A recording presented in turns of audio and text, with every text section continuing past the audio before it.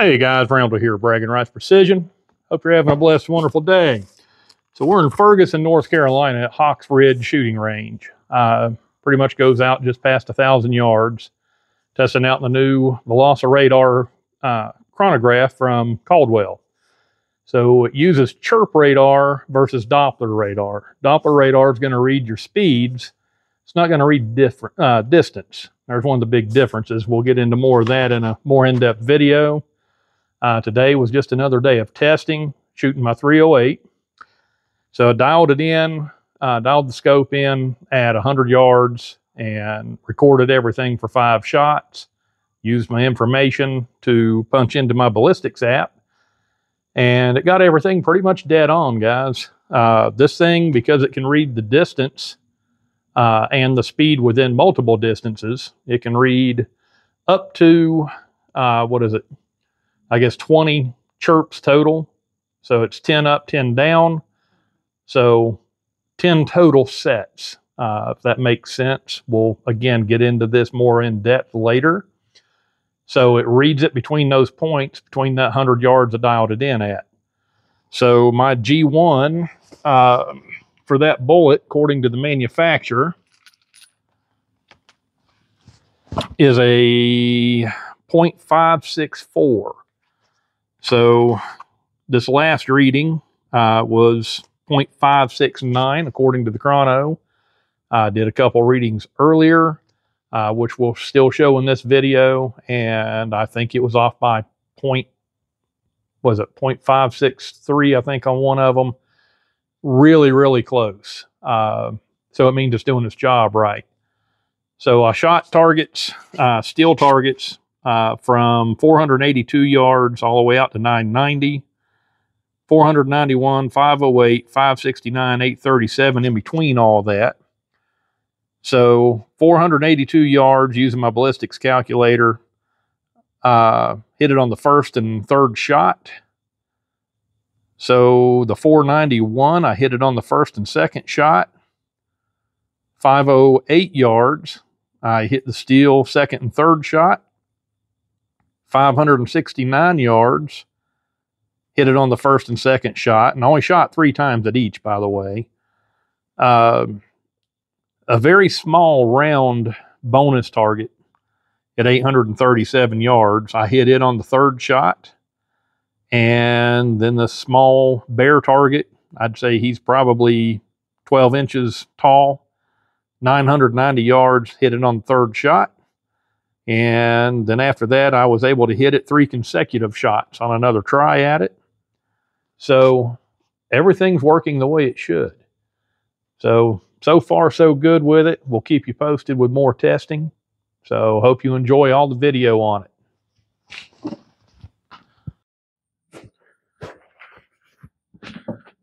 All right, so we're going to dial in our scope and our ammo. This is going to be the first round.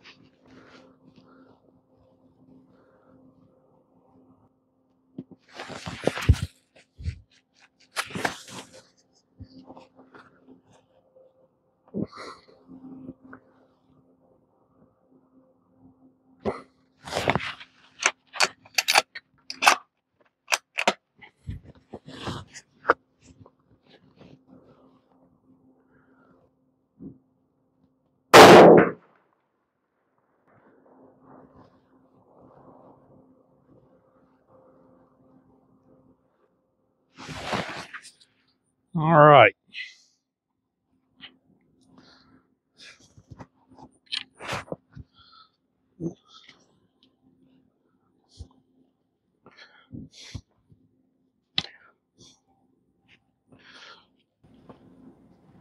So we counted all 5 shots, got our first string. Scope is fairly well dialed in. Standard deviation 6.5. Spread 17. Average G1 is 0.565. And according to Hornady on these A-tips, they say 0.564. So we're pretty much just dead smack on the money. So that is really awesome results.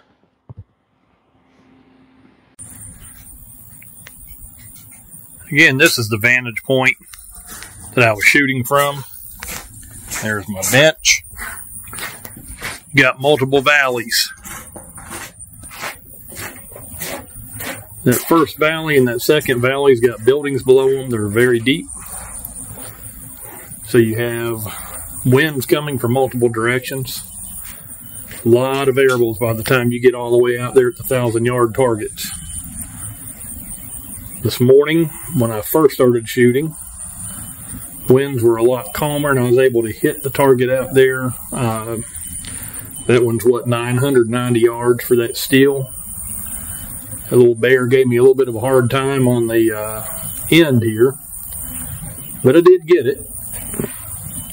But again, a lot of changing variables between here and there. I was actually able to hit the smaller target, one they usually use for a bonus, that little white dot in the tree line out there. Sorry, it's hard to hold the camera steady, zoomed in that far. That one, 837 yards, but I'm only crossing the one smaller valley. The ones in between, let's see, that one should be 491. That one's 508. All in all, it was a good day. That was a new load that I was trying out, and it seemed to do really well. Again, today was more about testing the load and testing the chronograph. So everything was done from bench rest, not the usual PRS stands. That will come next week. Okay, next up is our bear all the way at 990.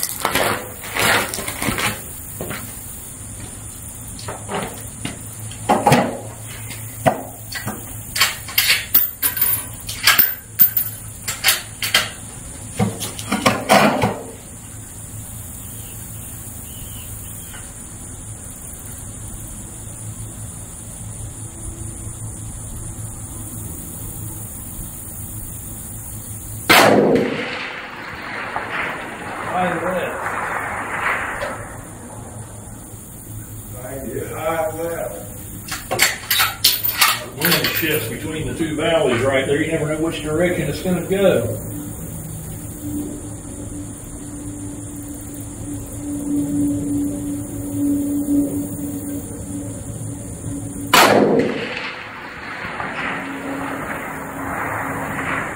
Just to the left.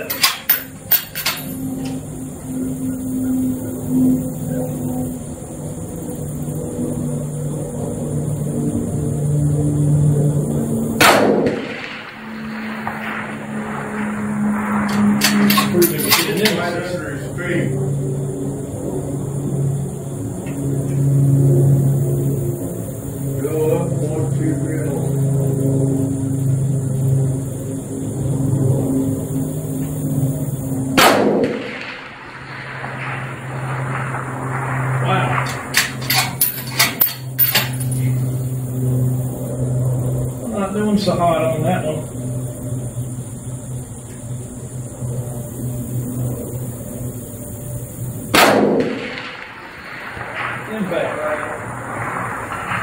All right, this one's going to be a whole lot harder to hit. This is usually a bone target out here. And that is a smaller round steel target at 837 yards. Fun part is it's in the weeds, so you don't know what adjustments to make. You ready? Yeah.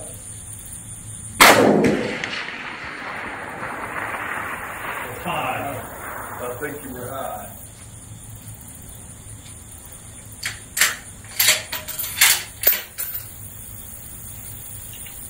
Make a dope adjustment.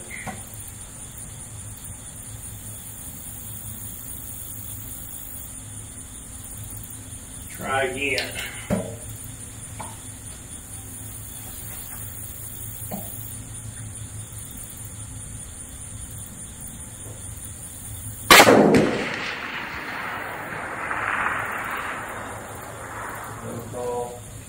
Yeah, I couldn't see that one either.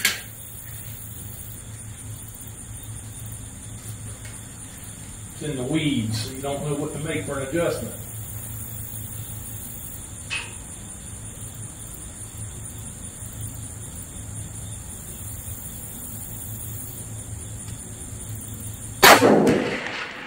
Impact. Third try.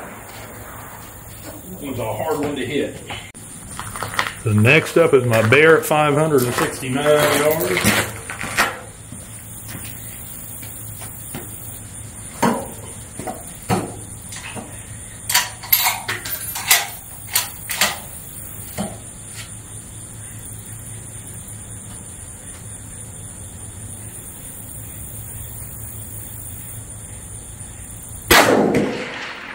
Impact. First shot.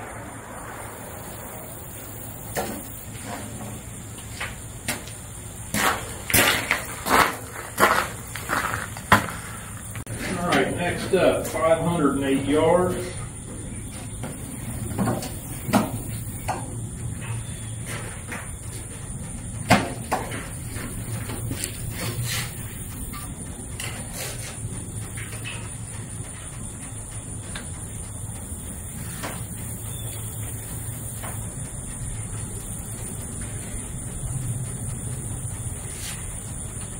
And from my view, actually has trees in the way, but I can see it.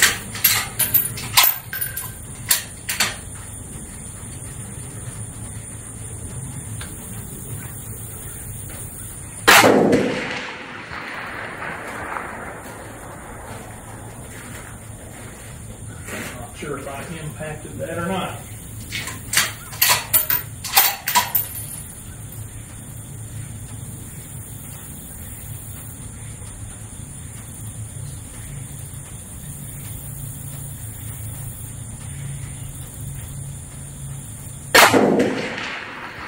Impact.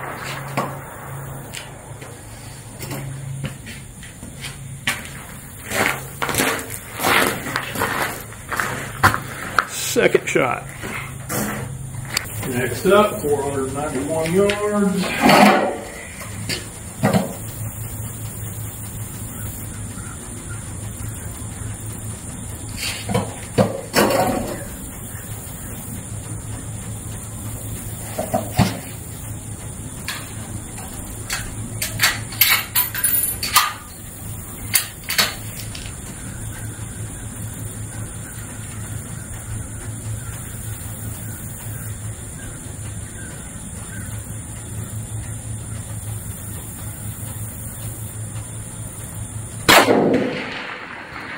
Hit. Impact. Alright. Let's see if we can hit something now. 482 yards. I think I got my dope right.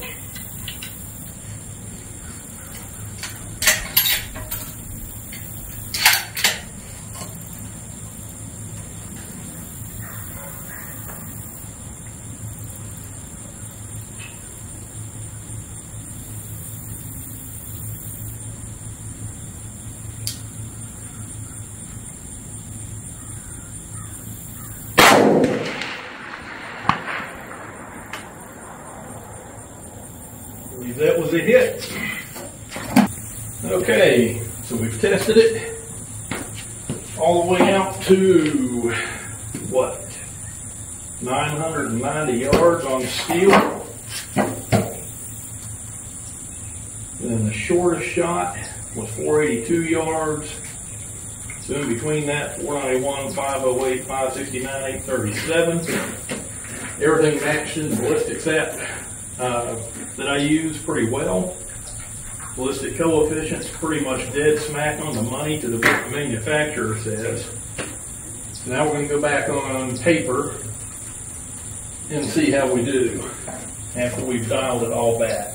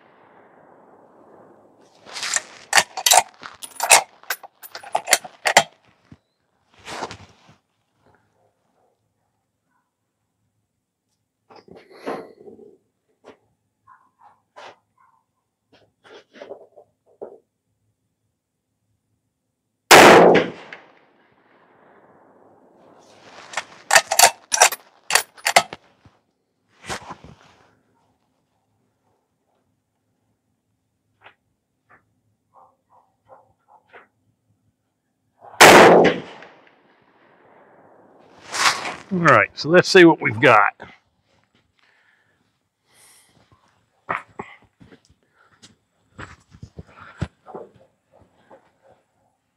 So 16 extreme spread, standard deviation 4.9, average of 2703 feet per second. G1 BC 0.569. And let's see what we read the first time on that. G1 BC 5.64. So yeah, that's pretty doggone accurate. It's holding consistent. G1 by the manufacturer is 0.564. So real world, you know, it's going to change by all the different factors out there, including the rifle itself. I don't know, you know, what the manufacturer tested it with, but that is very close. Everything is working within my ballistics calculator app. Everything I set, I was able to hit steel within 1 out of 3 to 2 out of 3 shots. So just working great.